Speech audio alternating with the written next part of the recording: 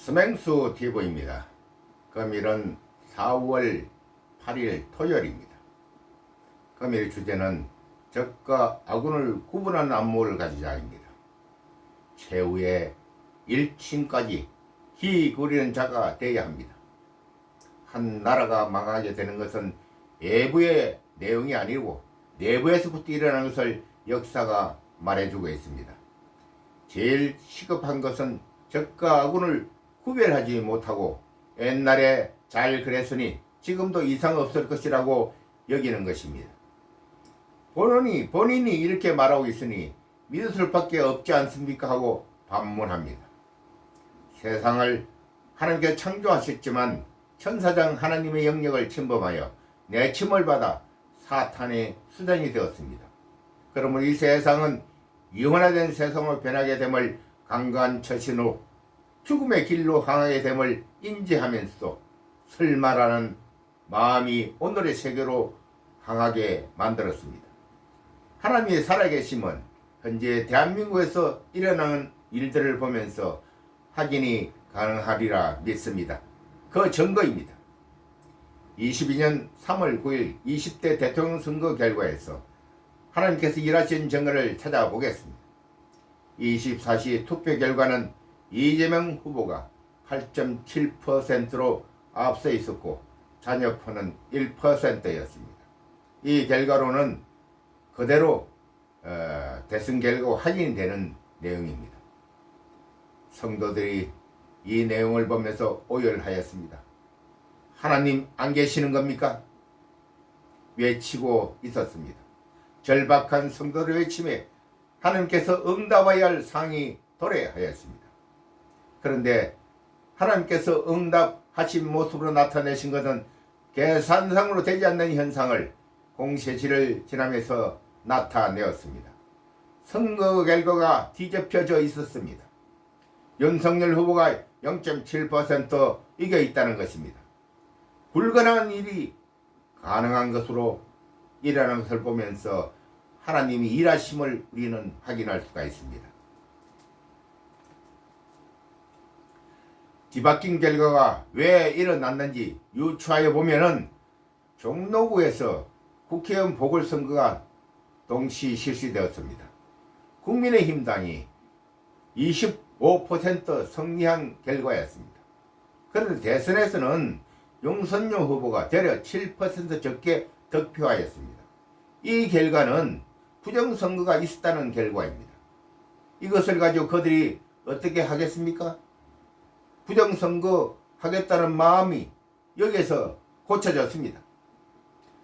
그리고 프레임 B로서 나타내었습니다.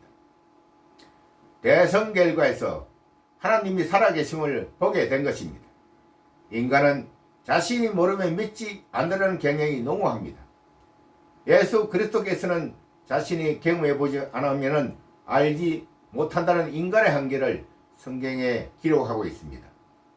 장님은 자신이 보지 못하니 코끼리를 손으로 만지면서 하는 말이 우화에 기록되어 있습니다.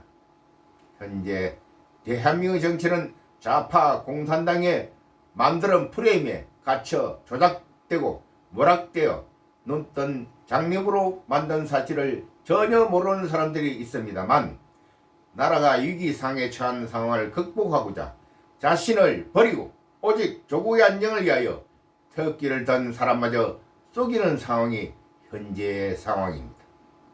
단도직입적으로 여러분들에게 묻습니다. 윤석열 대통령은 우익의 그리는 사회를 기원하고 있다고 생각하십니까? 필자는 세상의 모든 것을 초월하여 오직 조국 대한민국만을 바라보면서 말합니다. 윤석열은 단적으로 말하여 사악한 악인으로 표출됩니다. 우리가 죽는데 어떻게 죽는가를 중요한 사람들입니다. 우리가 죽는다는 사실을 알고 죽음을 맞이한 것과 알지 못하고 고통만을 맞이하여 죽는 것과는 천지 차이입니다. 왜냐? 지옥과 천국이 갈라지니까요. 윤석열의 악의 행태를 나열해보면 그의 악행이 금방 드러날 것입니다. 박근혜 대통령의 불법 탄핵에 준축의 역할을 수행한 자입니다. 공산당에서나 일어날 수 있는 일을 행하였습니다. 그런데 우리는 어떻게 받아들였습니까? 아무 생각 없이 받아들였지요.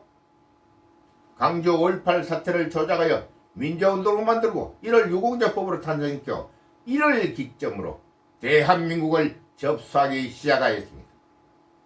헌법에 5.18 정신을 넣는 수정작업을 한다는 말이 이미 시중에 떠돌아다닙니다. 제주 4.3 사건이 민주운동을 둔갑하고 1월 유공자로 추수하여 대한민국을 공산의 길로 들어서게 완성시키려 합니다. 한일 평화협정을 맺는 것은 65년 한일 배상금 협정을 왜곡시켜 국민의 정신을 혼란을 초래한 것은 반민주주의 세력이나 행할 수 있는 일입니다. 외행적으로는 공산당이 방미를 외치고 있으나 실상은 공산을 가기 위한 모습으로 비춰지는 것은 무엇 때문입니까? 그들은 적과 아군으로 나뉘어 생쇼를 하는 것을 아십니까? 경고합니다. 적을 알지 못하고 나라를 망치는 대열에 들어서는 것은 이 나라가 정상화됐을 때 나는 아니라고 말하지 마세요. 그 자들이 바로 애국자라고 자신들이 얘기하는 그놈들입니다. 반드시 자신의 행동에 책임을 져야 할 것입니다. 지금은 헌법에 국민의 장권을 거론할 때가 아닌지 쳐다볼 때입니다. 아멘. 오늘은 여기까지입니다.